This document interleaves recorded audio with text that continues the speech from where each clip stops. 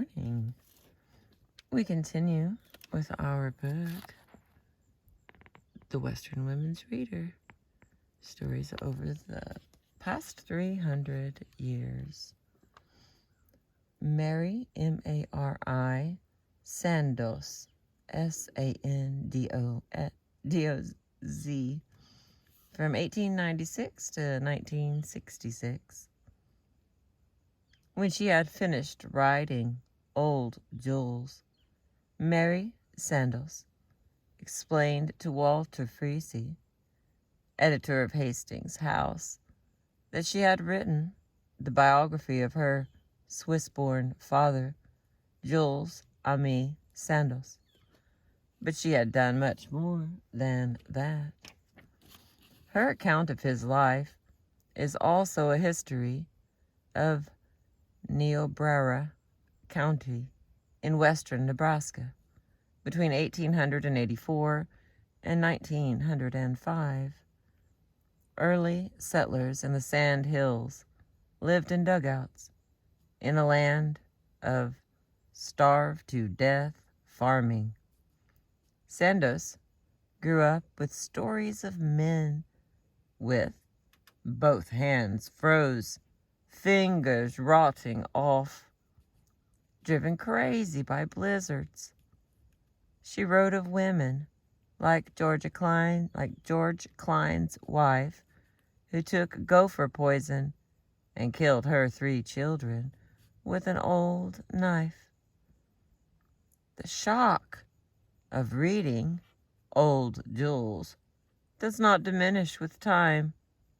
It is a haunting account of the struggle between settlers and the harsh new land, and of the tormented human relationships on the fierce landscape of wind and desolation. Mary Sandoz was the little girl at the end of this selection, trained by her father to be his hunting dog, to catch the fallen birds and bring them back. In a country where there was a tragic scarcity of women, where a man had to marry anything that got off the train, the history of Jules and his wives is offered without apology. Old Jules is the chronicle of Rosalie, Estelle, Henriette, Amelia, and Mary, the women he married and divorced, the women who ran away and swore they never wanted to hear of him again. Mary, Sandoz's mother, was timid and obedient, neat and quick as a blue-winged teal. But when Jules beat her with barbed wire, she tried to swallow cyanide. The memoir, with its unrelenting detail, was denounced in the community as an undaughterly book full of detail that should have been kept private. Sandoz went to school only through the 8th grade, though she attended the University of Nebraska irregularly between 1922 and 1930, and was awarded the Doctor of Letters from the university in 1950. She was married briefly, but most of her life she earned her own living as a rural schoolteacher, as a self-taught historian with the Nebraska State Historical Society, and as an associate editor of the Nebraska History magazine. She worked at writing as hard as any homesteader worked the land. Whenever I had 50 in the bank, I'd quit and start writing for a while. Sandoz shared her life's work and her friendship with Eleanor Hinman. In the 1920s, in Lincoln, Nebraska, they read James Joyce's Ulysses.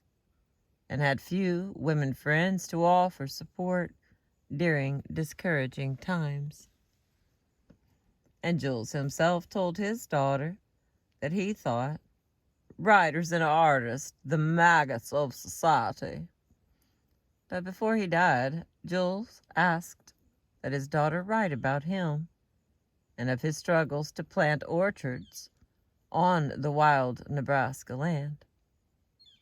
The portrait that emerges of Jules and his times is a mix of admiration and despair, and appraisal of the pioneer spirit that was at once brilliant and cruel.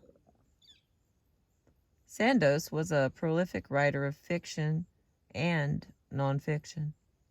Among her books were Cheyenne Autumn, 1953, These Hunters, 1954, The Beaver Men, 1954, The Cattlemen, 1958, Hostiles and Friendlies, 1959, Son of the Gamblin' Man, 1960, Love Song to the Plains, 1961, and These Were the Sioux, 1961. All right, here is a little snippet from Mary Sandoz from Old Jules, titled Portrait of a Pioneer, written in 1935. Oh, goodness. I have not pre-read this. Here we go. Okay. A Father's Portrait. Will I be hung for a horse thief? You oughter see the woman old Jules has wrangled himself, Jed Brown remarked to Big Andrew, to whom he had hurried with the news. Got a few $100 of her own, Jules was telling me, and he sure needs that. Good enough looker, too, and dressed in silks like a fancy woman, but she ain't that kind. She's refined. No. Well, Jules, he write a good letter, and it's not bad to look on when he is clean like today, before he go to the train. If I do not have to come home to look after my mare and foal, I stay. He look fine, like judge, maybe, or senator, and he know how to talk with big words, make you believe, Big Andrew admitted. Yes, everyone knew how he could talk, and everyone, particularly the women, wondered how this venture could end.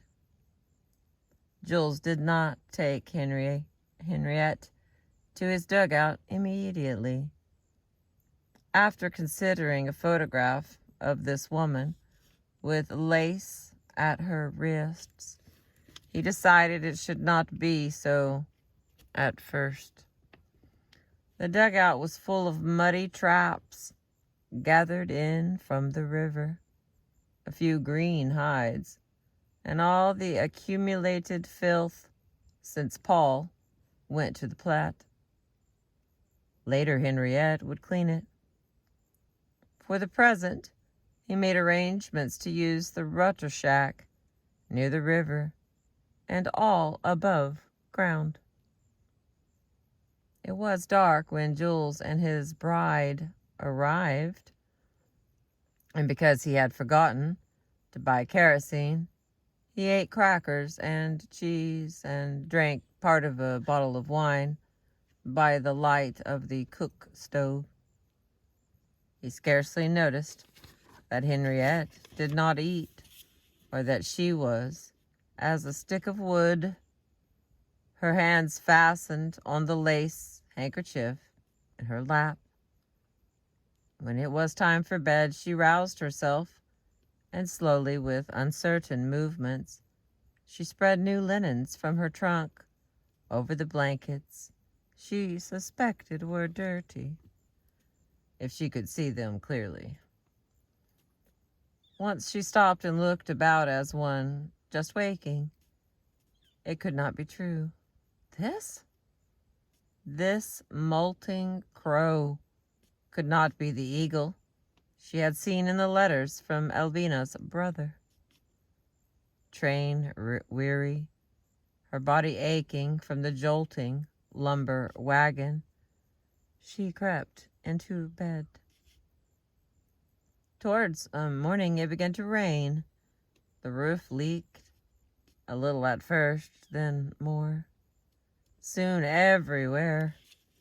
Henriette sat on the wet straw tick all the next day with the purple umbrella over her head, crying noiselessly, while Jules raged that there was no fuel.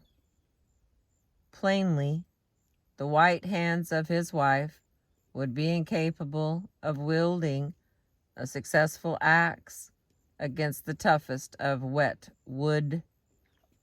So he plunged out, dragged in a fallen ash tree, and chopped it into appropriate lengths on the floor. At last he got the fire going, and while one stoveful burned, he dried another in the rusty oven, his socks steaming behind the stove. He made half a gallon of coffee and dug out the remainder of the crackers and cheese. As he pushed a cup towards Henriette, he warned her that he was not the man to wait on a woman. She shook her head. She was not hungry.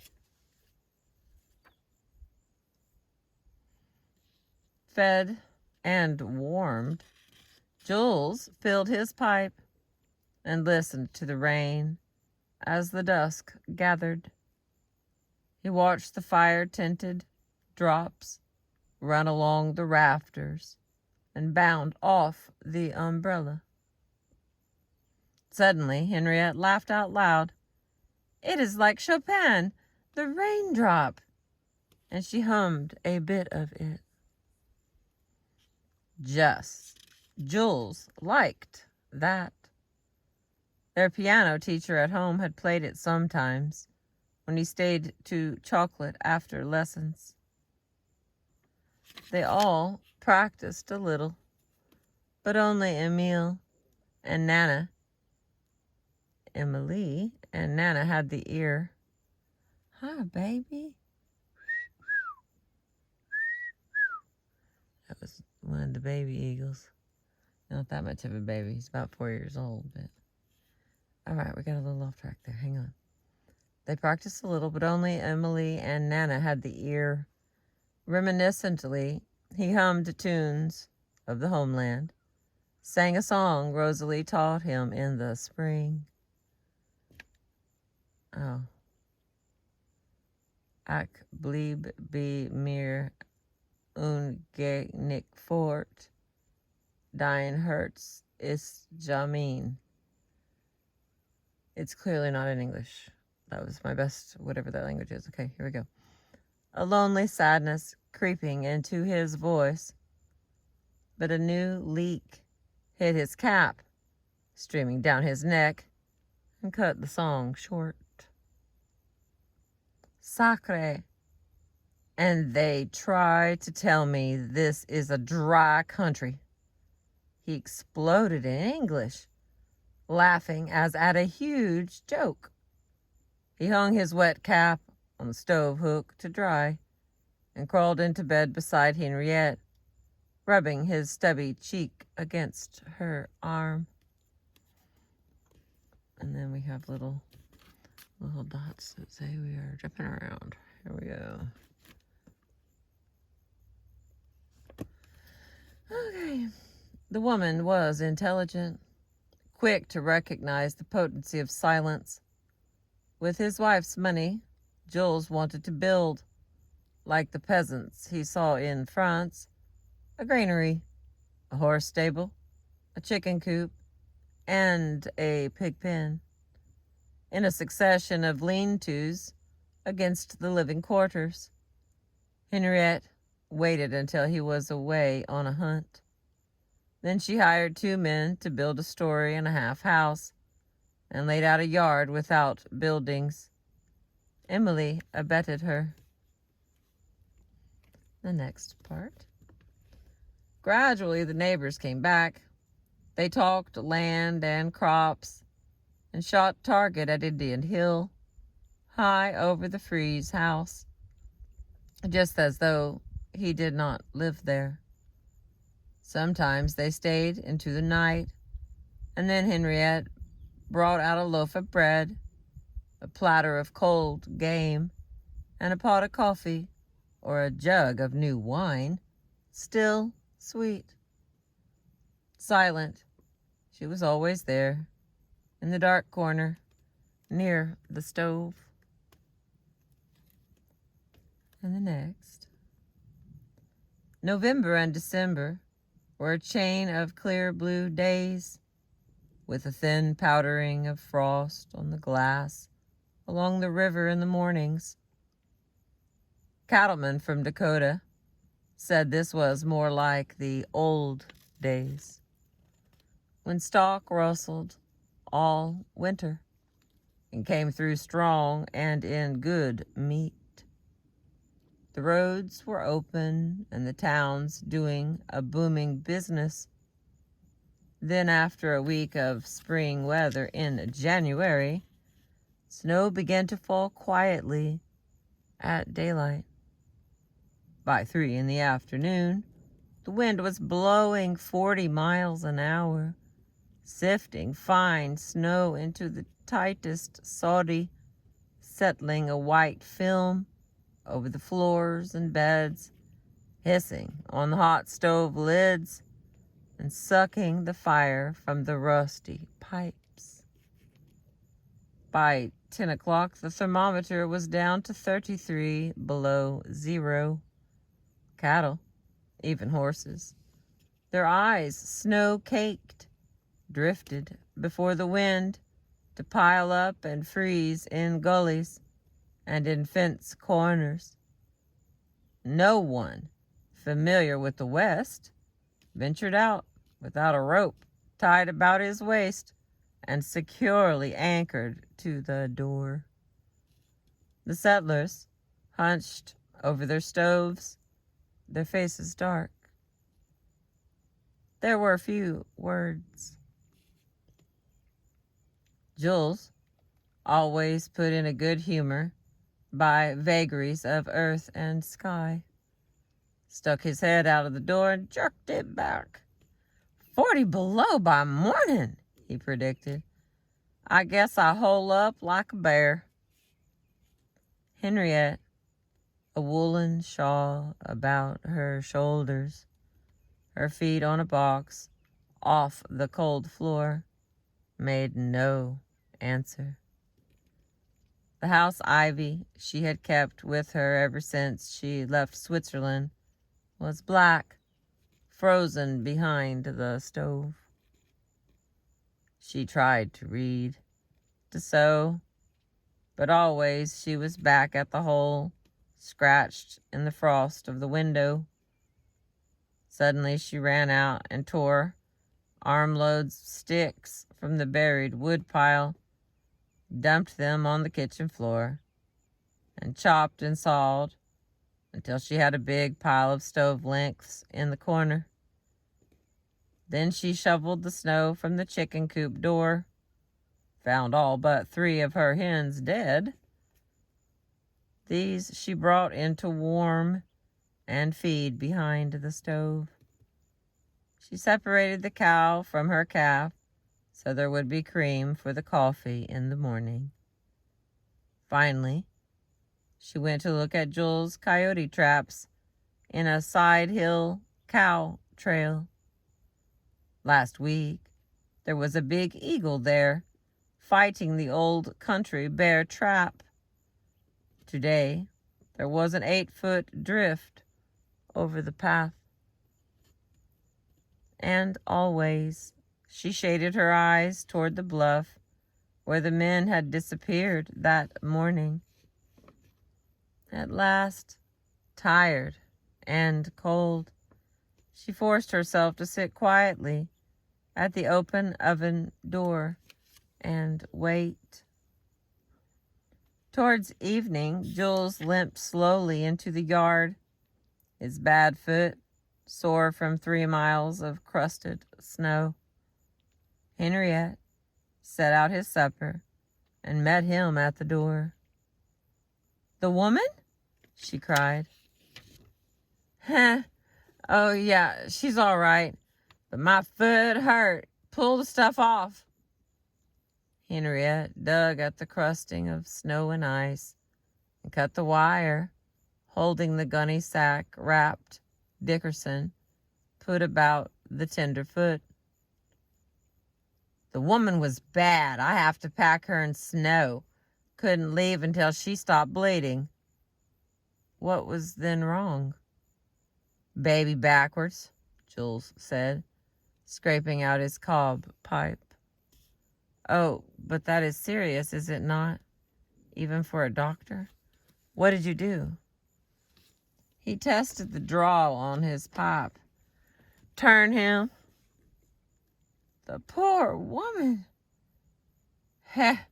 Oh, hell, that's nature. Women have to have children to keep healthy." Henriette hurried out of the doors to shake the snow from the gunny sack wrappings and did not return to the house until her hands were whitening with cold. Jules looked up when she came in. "Where you been?" he demanded. "I want the table cleaned so I can work on my stamps." Silently, Henriette went about her task. Many of the settlers lost their cattle, even milk cows, and some their horses and pigs. 2 men and a woman were sent to the insane asylum on the first passenger east. Down at the edge of the hills, a mother of 3 hung herself. North of Hay Springs, a man killed his brother with an axe, sneaking up behind him and splitting his skull almost to the neck. There was much lawing. Contest sharks, swooping like buzzards about those with a few dollars left, had to be reminded of Akins and his checkered suit. All right, next category, same lady. Categories aren't the right word. There's big ... so we're skipping stuff. Alrighty. On Pine Ridge in 1890, the Messiah craze was spreading among the agency-starved Sioux. A holy man had risen far to the west, one who promised the old buffalo days again, with the white man swept from the earth as the Chinook clears the snow from the red grass. John Mayer of Chadron kept the New York papers full of stories of depredations and atrocities. Jules complained, "Eastern people don't know better. They may believe them, but the stories made good reading." And down in the Niobrara, a feud was started. A feud that was to keep Jules' community in turmoil for years. Break officials, undermine banks, almost bankrupt the county, drive 3 people to the asylum, and arouse hatreds that would live long after the leaders were dead. From Baltimore, Dr. Walter Reed wrote that he was studying his beloved bacteriology at last.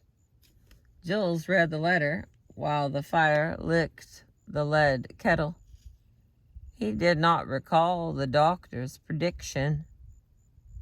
This country will develop, but not until the soil is soaked in misery and in blood. All right, we're on to the next ... The wind is picking up, so book over here. By the 15th of November, 1890, the town of Rushville, the nearest railroad station to Pine Ridge, was swarming with war correspondents. Even Theodore Roosevelt, writing for Harper's, was there. Buffalo soldiers, as the Indians called the curly-haired colored troops, swaggered through the little town, impatient to shed blood and emboldened by the potent frontier whiskey. They declared a little war among themselves, whacking a few dark heads with revolvers and smashing a few mouths. After a week of this, the citizens began to wonder if they didn't prefer the Indians. Even ghost dancing Indians. The Rushville Standard noted sadly that some of the high privates seemed less civilized than the Sioux. If they are able to punish the Redskins as they are red liquor, there will not be an Indian left in 2 weeks. But the midwinter march of 60 miles to the wind-swept Pine Ridge cooled the buffalo soldiers. December 1st, the citizens of Rushville and vicinity called a meeting, to which Jules was particularly invited. What had the Sioux done to justify troops on their reservation? But the businessmen saw that an Indian war meant freighting, good market for local produce. A Rushville miller contracted 68,000 pounds of flour for the troops. Big government are always bulldozing somebody, Jules complained. A petition of protest was signed and sent to Washington. The Indians had withdrawn to the Badlands. By the middle of December, the excitement among the settlers had quieted down. Not an Indian had been seen, not a war whoop heard, and the thermometer hovered above 20 below zero. Then came the news of the shocking annihilation of Bigfoot's band at Wounded Knee. Men, women, and children mowed down by Hotchkiss guns, while they and their sick chief were surrendering their pitifully inadequate arms and asking for the peace they had not broken. Jules heard the news the same day at Rushville and rode up in the face of a coming storm. From a hill to the north, he looked down over the desolate battlefield on the dark piles of men, women, and children sprawled among their goods. Dry snow trailed little ridges of white over them, making them look like strange-limbed animals.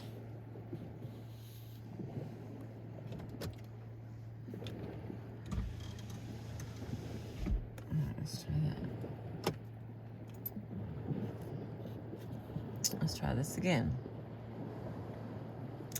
Jules heard the news the same day at Rushville and rode up in the face of a coming storm. From a hill to the north, he looked down over the desolate battlefield on the dark piles of men, women, and children sprawled among their goods. Dry snow trailed little ridges of white over them, making them look like strange-limbed animals left for the night and the wolves. Here, in 10 minutes, an entire community was as the buffalo that bleached on the plains. Although Jules shivered in the torn old army coat, he did not move for a long time, did not even know he was cold. When old Jim snorted impatiently, the man suddenly knew that he was very sick, sick as he had been at Valentine 6 years before. Slowly he turned his horse with the storm. That evening at Pine Ridge, he heard of a wagon load of whiskey that came up from Rushville the day before the battle, and of the drunken soldiers. The next morning he started home. At the Rushville post office, he wrote to Rosalie, the first letter in a very long time. In it he poured out all the misery and confusion of what he had just seen. A deep pessimism held him. There was something loose in the world that hated joy and happiness as it hated brightness and color, reducing everything to drab agony and gray. Back on the river, Jules let rumor wash over him as he hunched over his bad foot beside the stove, pushed for his opinion. A blot on the American flag was all he would say. ...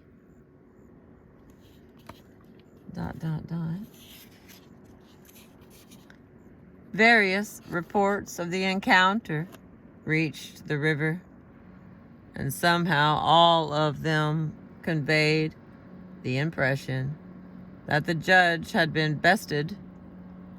At least others had not got off so well. When Freeze had Jake Morris arrested for attacking his 14-year-old girl, the community had been aroused. Murder they might overlook, but not this. When half a dozen silent men, armed with Winchesters, tied their horses in Jules' yard, he went out to meet them.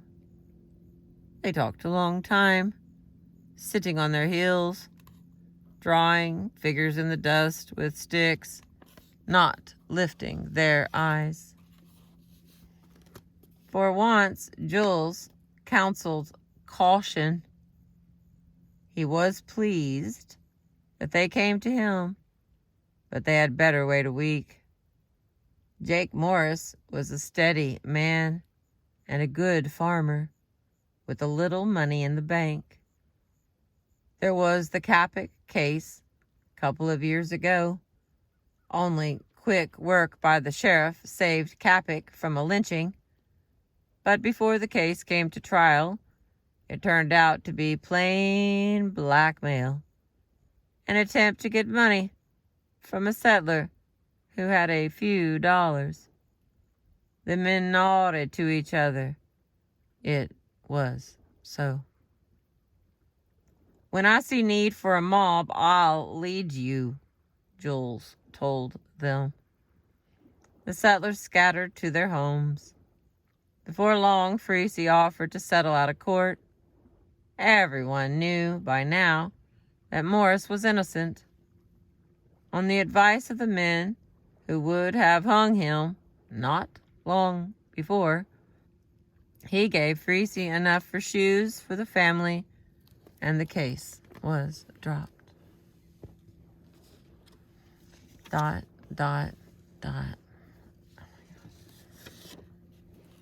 Much usually of moment to Jules, when unnoticed that summer, and fall. The new ranches, deep in the hills, were infested with road agents and hideouts. Shooting, knifing, and disappearances became common as sand lizards and wind. The Northwest was held up. The mail sacks found slit and rifled in a blowout. The divorces of the community were offset by shotgun weddings. A neighbor on the south table hanged himself in his well curbing and dangled unnoticed for 2 days in plain sight of the road. So nearly did his head resemble a windlass swinging. Up on Box Butte, a woman was fined $5 and cost for horsewhipping her neighbor over a prairie fire he set. There is the woman to teach the black's wife something, William said, sucking his mustache in anticipation. But unfortunately, Tussaud's frightened little wife was no such Amazon. As time passed, Henriette became postmistress and divorced Jules, who married Mary, who is Mary Sandals' mother. All right, ... Mary's practical eye appraised the homes on the flats, soddies, dugouts, unpainted frame houses, often with dead sunflowers choking the yards. To her, Jules' weathering house, with its 2 blank windows and a door towards the road, was not so much of a shock. But Jacob was not there. No one was there. "Have you then brought me out here alone?" she demanded. "I'm no wild man. I won't hurt you," he laughed. "Besides, it will be only a few minutes until somebody comes." One look inside the house firmed Mary's long chin. "Have you no water and no soap in this country?" Without waiting for an answer, she rolled up the velvet-trimmed cuffs of her brown traveling dress and scoured pots, pans, knives, and forks with wood ashes spilling from the hearth of the cook stove. She piled the catalogs and newspapers into an old box and prepared to sweep the litter from the door. "Don't throw me anything valuable away." Jules warmed from his chair. "You had better than keep what you want from the floor," she answered, as she sprinkled water to lay the dust. Jules escaped into the yard and brought his young antelope to the door. The animal nuzzled Mary's palm and tried to follow her into the house. "No, not inside," she shooed, but she stopped to watch the beautiful animal trot away. After supper, Jules interrupted the cleaning again. The entire west was a sheet of rose, with a Minton house and barn, 2 dark blocks against the sky. A path of red gold rippled on the river. It recalled the childhood rhyme to Mary.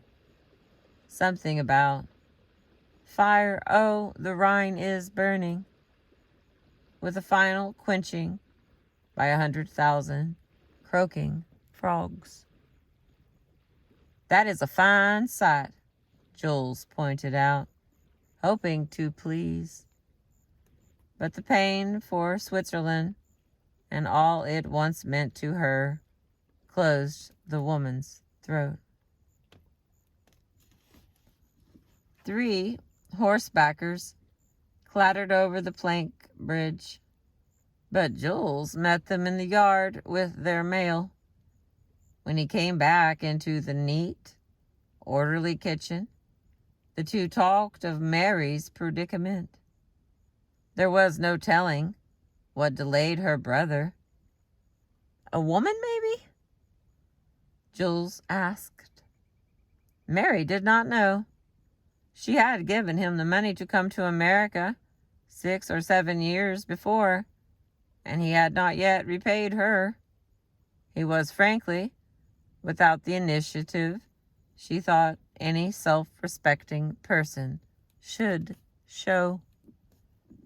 But she, a town woman, couldn't make a living here on a claim alone, and with scarcely enough money to pay for a shack and a team, and work for pay there was probably none.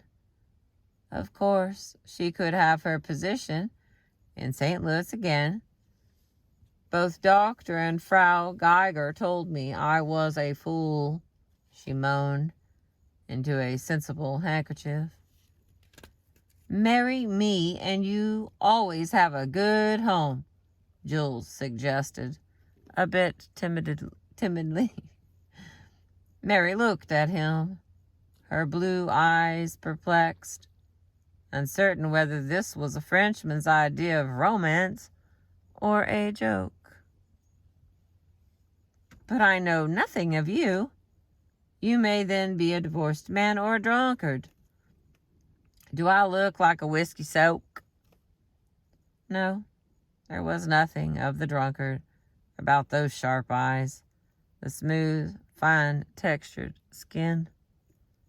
Sifting the chaff from Jules' accounts of himself and his country as well as she could, Mary decided that if she married him, she would have a house to live in, a garden, trees, brush with wild fruit, a team for the heavy work, a big roan milk cow with a deep udder coming fresh, and the river.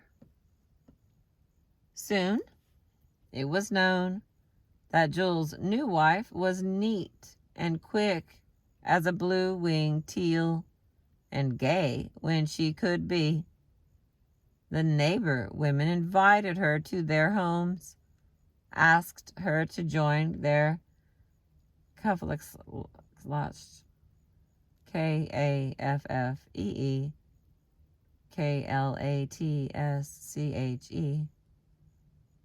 their group of buddies. But Jules rose in anger when she would go, and so she faced him with tear-swollen eyes across the table for a meal or two. Mary had 3 anemic, undernourished children very close together without a doctor. She lost her teeth. Her clear skin became leathery from field work. Her eyes paled and sun-squinted. Her hands knotted, the veins of her arms like slack clothesline. There was little of the city woman about her now, little for the Peters woman to envy.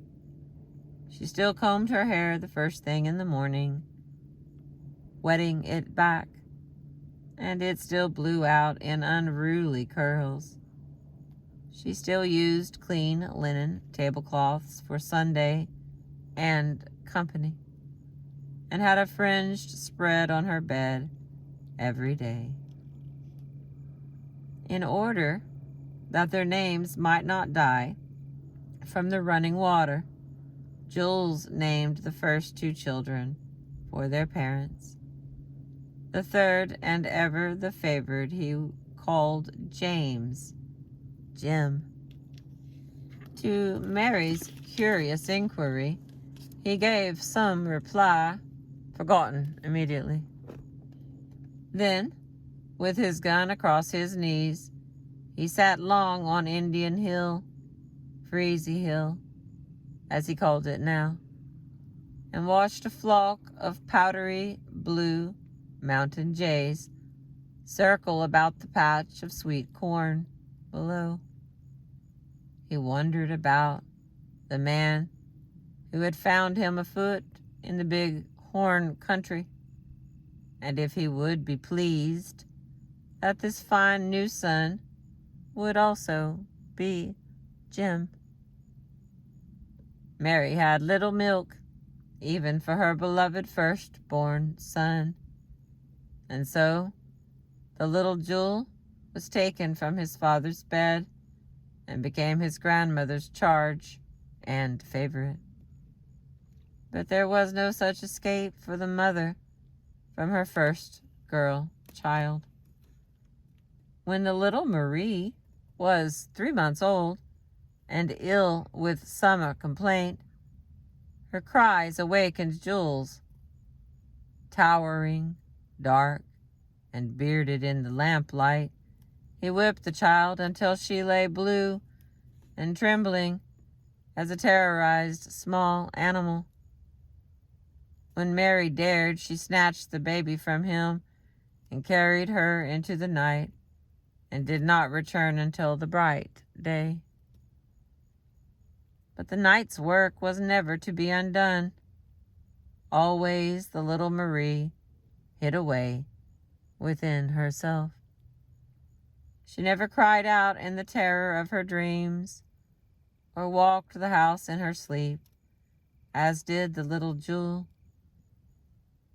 But from the time she could walk, she hid away, retreating into fancy. With Jewel, it was little better.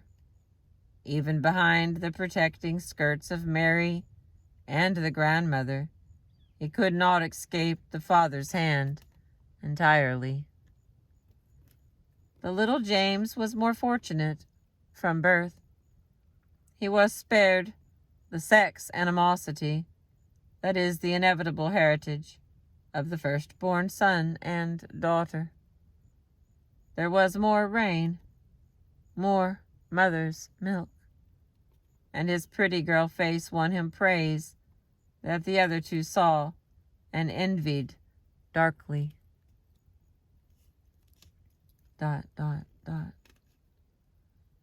Mary avoided crossing him or bothering him for help in anything she could possibly do alone. But there were times when she must have his help, as when the roof leaked or the calves were to be castrated. It took weeks of diplomatic approach to get him to look after the 2 bull calves before they were too big for her to handle at all. And when she couldn't hold the larger one from kicking, Jules, gray-white above his beard, threw his knife into the manure and lopped to the back door. I learned the goddamn bulky woman to obey me when I say hold him. He tore a handful of 4-foot wire stays from the bundle in the corner of the shop and was gone toward the corral. The frightened grandmother and the children huddled at the back window.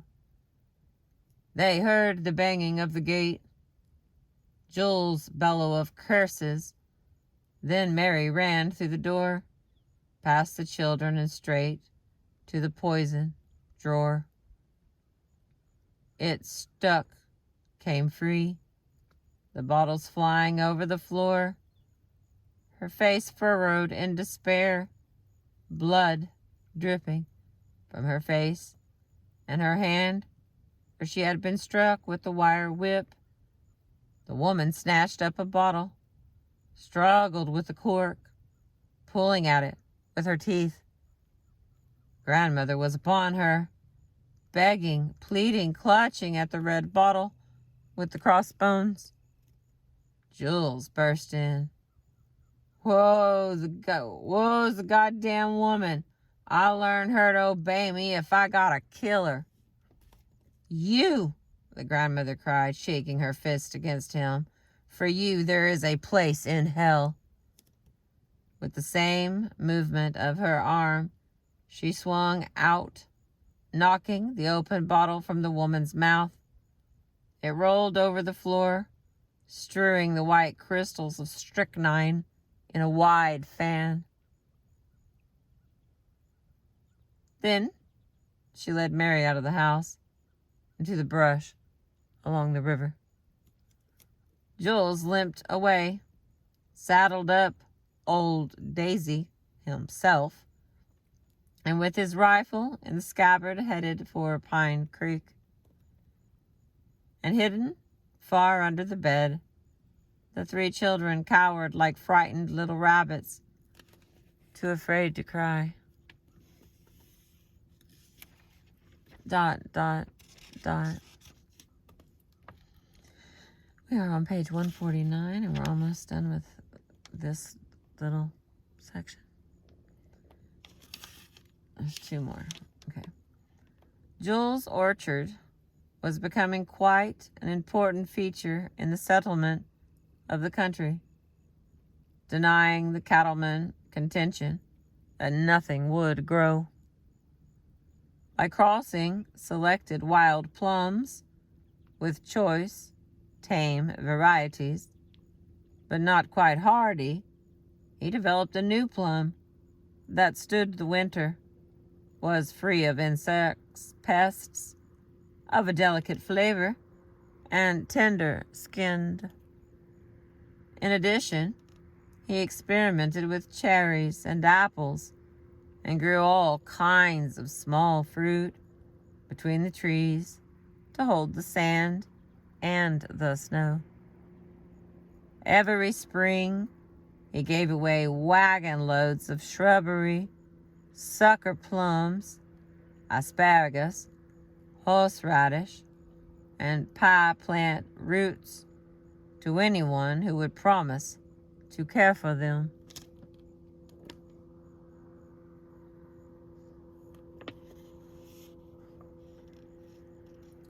And in these activities, he caught once more something of the early vision he had up on the top of the hill as he looked across Mirage Flats in 1884. In recognition of his services, Jules' place was designated an experiment station, and he was made director of the 8th District from Cherry County to the Wyoming line. A bushel of Russian macaroni wheat was on the way for trial. Fruits, flowers, and grains for tryouts were available in reasonable quantities from Washington. "Well, Mary, you married an important man," he boasted. "Yes, but I still have to wear men's shoes and carry home the wood."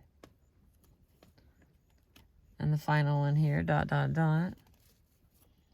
Jules taught the children useful things: to pick the thick green worms from his trees and to trap the wily gopher. When a particularly clever one wouldn't be caught, Jules ordered the boys to bring the spade and help dig along the gopher's tunnel, leaving only a very thin crust over it and a point of light at the end. "Now fetch me my 12-bore, he ordered. With the gun aimed up the tunnel, Jules waited, and the boys behind him. 10 minutes, 12, of absolute silence. Then suddenly, the top of the tunnel boiled with fresh earth. The 12-gauge roared, and the boys ran through the black powder smoke to the hole splattered across the gopher's runway. Jules dug with his dug with his fingers, brought up a shattered mass. That was Gopher. Ah, your papa is so nervous he can't wait a minute or anybody, but he can sit still for hours hunting, Mary complained. Often Jules took the two eldest, 7 and 8, small, twin-like, to trail noiselessly behind him when he went on a hunt. Carefully, they stepped through the rose brush thickets, stooping to pull sandburrs and cactus from their feet. At his motion of command, they ran ahead to scare up quail, dropping at the first whir of wings and watching where the birds fell. When the gun was silent, they ran to retrieve the game, catching all the cripples, crushing the backs of the brittle skulls between their teeth, as they had seen Jules do. Why, I never saw anything like it. Those children are better than a dog, an Eastern hunter exclaimed. I learn my kids to obey instantly, or I lick hell out of them, Jules chuckled.